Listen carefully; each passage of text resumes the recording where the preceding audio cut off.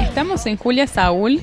¿Qué tal, Leonardo? ¿Cómo estás? Contame, ¿qué producto nuevo tenés? La cámara Lumix de Panasonic es cámara de foto digital y filmadora. ¿Qué funciones posee? 14 megapíxeles de resolución y tenemos filmación en alta definición. ¿Qué prestaciones tiene? Un lente de cristal Leica que es puro de cristal. Filma en alta definición. ¿Qué innovaciones posee? Los 24x de zoom, pantalla rebatible. ¿Es solo para uso profesional este producto? Bien, para una persona común. Cuenta con el inteligente automático, que es una función que regula automáticamente tanto la exposición del brillo, contraste y color para la escena que se quiere sacar la foto. Recuerden entrar a nuestro Facebook, Manías por Tele, y Julia Saúl tendrá muchos obsequios.